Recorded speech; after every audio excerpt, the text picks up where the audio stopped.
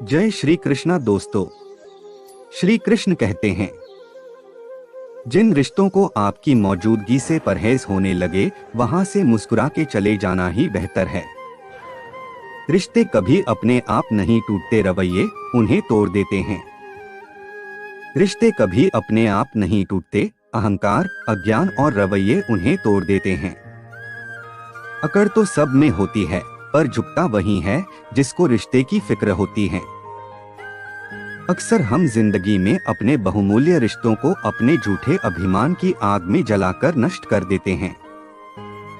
सबसे ज्यादा दर्द तब होता है जब बिना किसी गलती के लोग हमें गलत समझ लेते हैं और साथ छोड़ देते हैं। पहले घर कच्चे और रिश्ते पक्के हुआ करते थे, लेकिन अब घर पक्के और रिश्ते कच्चे होते हैं। रिश्तों को बचाइए, क्योंकि आज इंसान इतना अकेला हो गया है कि कोई फोटो लेने वाला भी नहीं। सेल्फी लेनी पड़ती है जिसे लोग फैशन कहते हैं। रिश्तों की कदर भी पैसों की तरह ही करना चाहिए, क्योंकि दोनों को कमाना मुश्किल है पर गंवाना आसान। जीवन में कुछ संबंध ऐसे होते हैं जो किसी पद प्रतिष्ठा के मोहताज नहीं होते। वे स्नेह और विश्वास की बुनियाद पर टिके होते हैं। जो दोनों तरफ से निभाया जाए वही रिश्ता कामयाब है। एक तरफ से सेंक कर तो रोटी भी नहीं बनाई जाती। आज इंसान इसलिए भी परेशान है क्योंकि जो गर्मी रिश्तों में होनी चाहिए वो हमारे दिमाग में है। श्री कृष्ण कहते हैं, किसी भी रिश्ते में प्यार और समझदारी के साथ स्वाभिमान का होना भी जरूरी होता है। किसी दूसरे व्यक्ति के लिए इसे भुलाना कहीं न कहीं अपने अंदर के परमात्मा का निरादर करने जैसा है। एक रिश्ते में आत्मसम्मान आपको एक बेहतर इंसान और बेहतर साथी बनाता है। अगर किसी रिश्ते में आपका स्वाभिमान है तो आपको विश्वास होगा कि आप एक योग्य व्यक्ति हैं। और जब आप योग्य महसूस करते हैं तो आप विश्वास होता है कि आप प्यार और सम्मान के योग्य हैं, न सिर्फ खुद से बल्कि हर किसी से। गलती जीवन का एक पन्ना है, लेकिन रिश्ता पूरी किताब है। जरूरत पड़ने पर एक पन्ना फाड़ देना, लेकिन एक पन्ने के लिए पूरी किताब कभी ना खो देना।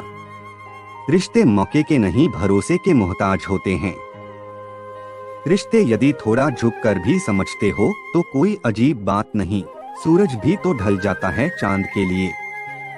अपने रिश्तों और पैसों की कदर एक समान करें, क्योंकि दोनों कमाने मुश्किल है और गंवाने आसान। जरूरत पड़ने पर टूटे रिश्ते भी जुड़ जाते हैं। ताल्लुक कौन रखता है किसी नाकाम आदमी से, मिले जो कामयाबी सारे रिश्ते बोल पड़ते हैं। रिश्ते नाते वो होते हैं जिसमें शब्द कम लेकिन समझ ज्यादा हो, जिसमें तकरार कम और प्यार ज्यादा हो, जिसमें आशा कम और भरोसा ज्यादा हो। यदि आप प्यार करने लायक बनना चाहते हो तो प्यार करो और प्यारे बनो। जब आप लोगों के परफेक्ट होने की आशा छोड़ देते हो तब आप उन्हें उनके वास्तविक रूप में ही पसंद करने लगते हो। अपने रिश्ते को बारिश की तरह ना बनाए जो आई और गई, बल्कि रिश्ते ऐसे बनाए जो हवा की तरह हमेशा आपके संग रहे। रिश्तों में मुश्किलें तब आती है जब कोई इंसान कुछ पाने के उद्देश्य से रिश्ते बनाता है। ऐसे समय में वे उन लोगों को ढूंढने की कोशिश करते हैं जो उन्हें अच्छा महसूस करवा सके, लेकिन असल में रिश्तों को अंत तक ले जाने का एक ही तरीका है, और वह ये है कि आप रिश्तों में लेने की बजाय कुछ देने की कोशिश करें। अगर कोई आपको याद नहीं करता तो आप कर लीजिए, क्योंकि रिश्ते निभाते वक्त मुकाबला नहीं किया जाता। ये रिश्ते भी वेल्डिंग की तरह होते हैं, खूब जलना पड़ता है जुड़े रहने के लिए, फिर भी यही डर रहता है कि कहीं टूट ना जाए। कोई भी रिश्ता बनाना इतना आसान है जैसे मिट्टी पर मिट्टी लिखना, पर उसे निभाना उतना ही मुश्किल है जैसे पानी पर पानी से पानी लिखना। रिश्तों में कल्पना दीमक की तरह होती है। इज्जत के रिश्ते मोहब्बत के रिश्तों से बढ़कर होते हैं। रिश्तों को कभी धोखा मत दीजिए, पसंद नहीं आए तो उसे पूर्ण विराम दे दीजिए। रिश्ते भी व्यापार की तरह हो गए हैं, प्यार कम मतलब ज्यादा। सबसे सुंदर रिश्ता दो आंखों का होता है, जिंदगी भर एक एक दूसरे को देखे बिना एक साथ खुलते हैं और एक साथ ही बंद होते हैं, एक साथ रोते हैं और एक साथ सोते हैं हमेशा। रिश्ता वो नहीं जिसमें एटीट्यूड और ईगो हो, रिश्ता वो है जिसमें एक रूठने में एक्सपर्ट हो तो दूसरा मनाने में परफेक्ट हो। कांच और रिश्ता दोनों ही बड़े नाजुक होते हैं, दोनों में सिर्फ एक ही फर्क है, कांच गलती से टूट जाता है और रिश्ता गलतफहमियों से। सच्चे नाते की खूबसूरती एक दूसरे की गलतियों को बर्दाश्त करने में है, क्योंकि बिना कमी का कोई व्यक्ति तलाश करोगे तो अकेले रह जाओगे। हो सकता है कि लोग आपके द्वारा कहे गए शब्द भूल जाएं, लेकिन वे ये बात कभी नहीं भूलते कि आपने उनको कैसा महसूस करवाया। जब नाखून ज्यादा बढ़ जाते हैं तो नाखून ही काटे जाते हैं, उंगलियां नहीं। इसलिए अगर रिश्ते में दरार आ जाए तो दरार को मिटाइए, रिश्ते को नहीं। जब कभी भी आप रिश्तों में किसी का विरोध करते हो तो एक ही ऐसी बात है जो आपके रिश्ते को टूटने से बचाती है, और वह है आपका रवैया।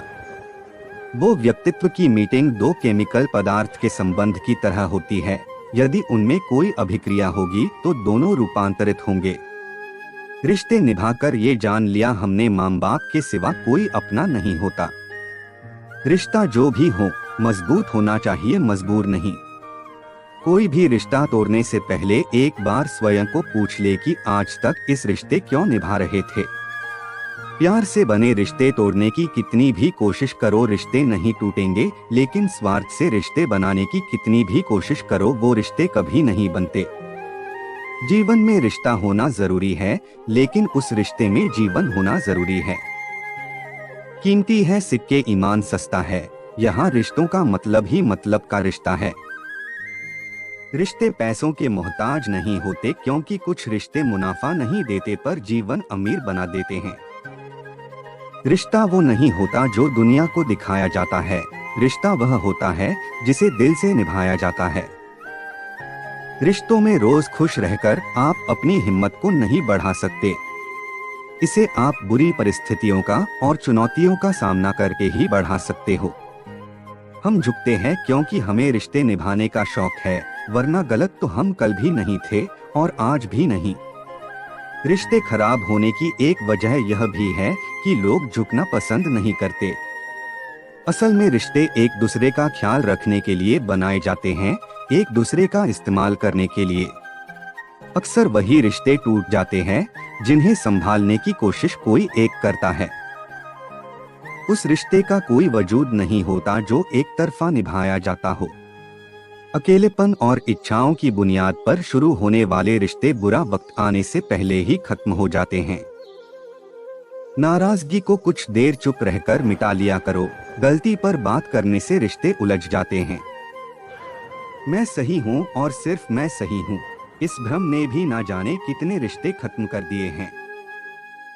रिश्ते हर किसी के जीवन में इनका अहम रोल होता है, इनके बिना जिंदगी के रंग अधूरे लगने लगते हैं।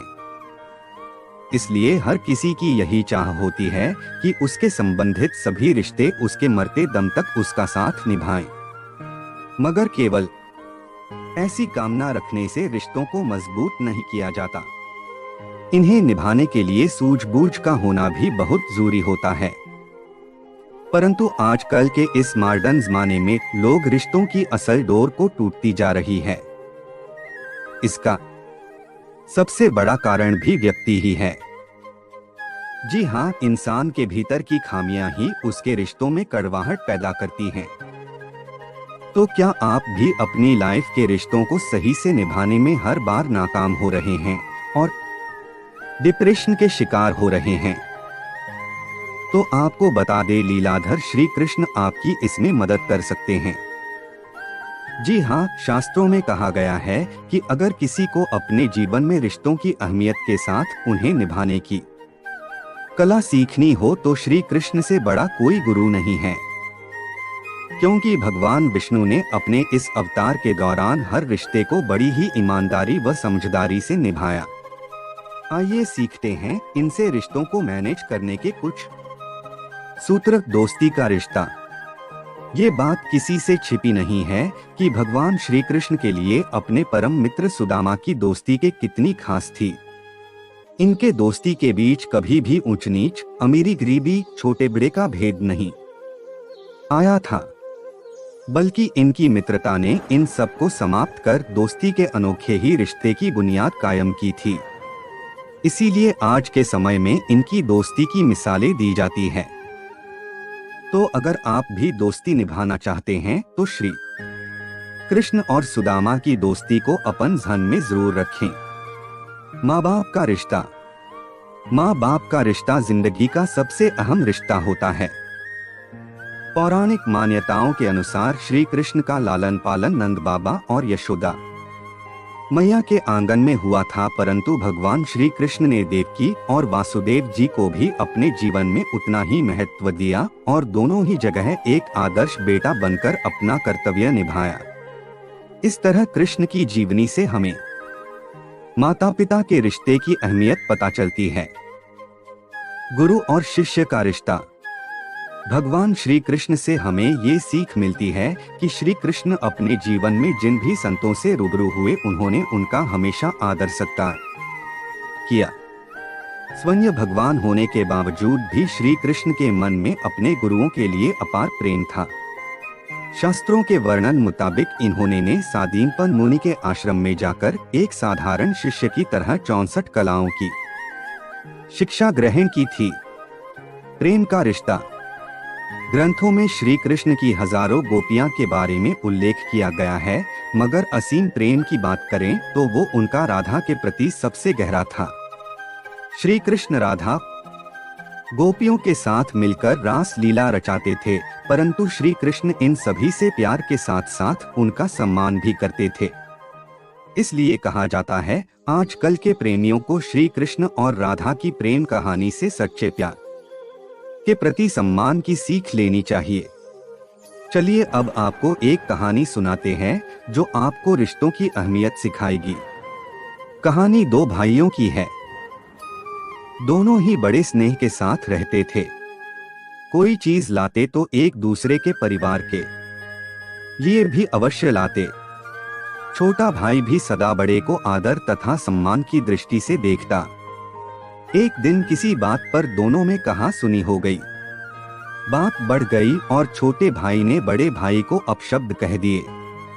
वहीं से दोनों के रिश्तों में खटास आ गई। पूरा 1 साल बीत गया, लेकिन दोनों में से किसी ने भी एक दूसरे से बात करने की कोशिश नहीं की। जब छोटे भाई की बेटी की शादी का अवसर आया तो उसने सोचा कि बड़े बड़े ही होते हैं, मैं ही उन्हें मना लेता हूँ। उसने भाई से बीती बातों की क्षमा मांगी और घर का विवाह कार्य संभालने का निवेदन किया।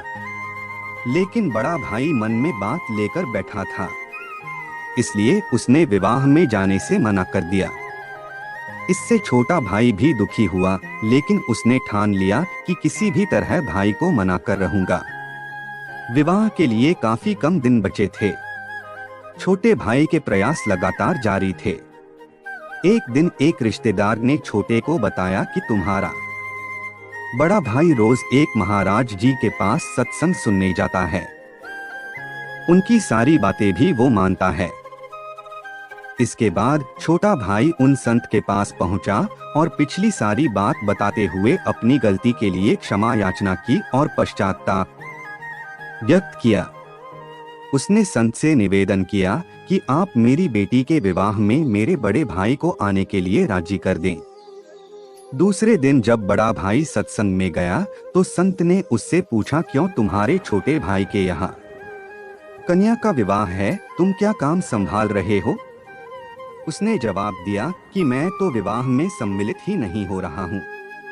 कुछ वर्ष पूर्व मेरे छोटे भाई ने मुझे ऐसे कड़वे वचन कहे थे जो आज भी मेरे हृदय में कांटे की तरह खटक रहे हैं। संत जी ने कहा, सत्संग के बाद मुझसे मिलकर जाना। सत्संग समाप्त होने के बाद बड़ा भाई संत के पास पहुंचा तो उन्होंने पूछा, मैंने बीते रविवार को जो प्रवचन दिया था उसमें क्या कहा था? काफी देर सोचने के बाद हाथ जोड़कर बोला, माफी चाहता हूँ, मुझे कुछ याद नहीं आ रहा। संत ने कहा कि देखो, मेरी बताई हुई अच्छी बातें तो तुम्हें 8 दिन भी याद न रहीं, और छोटे भाई के कड़वे बोल जो 1 वर्ष पहले कहे गए थे, वे तुम्हें अभी तक हृदय में चुभ रहे हैं। जब तुम अच्छी बातों को याद ही नहीं रख सकते, तब उन्हें जीवन में कैसे उतारोगे? अगर जीवन नहीं सुधारा, तब सत्संग में आने का लाभ ही क्या रहा? इसलिए यहाँ मत आया करो। ये सुनकर बड़े भाई की आंखें खुलीं और उसने आत्मचिंतन कर स्वीकार किया कि वास्तव में हम सब कड़वे शब्दों को दिल में बसाकर गांठ बना लेते हैं।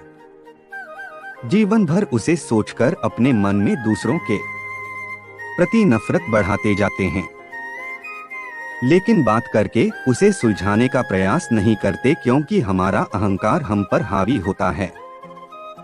इसके बाद बड़े भाई ने संत से भूल की क्षमा मांगी और अपने भाई को माफ कर दिया। जय श्री कृष्णा। दोस्तों, अगर आपको हमारी वीडियो अच्छी लगी हो तो लाइक और कमेंट करके हमें बताएं, और हमारे चैनल को सब्सक्राइब करें, बेल आइकॉन को प्रेस करें ताकि हमारी सभी वीडियो का नोटिफिकेशन आप तक पहुंचता रहे।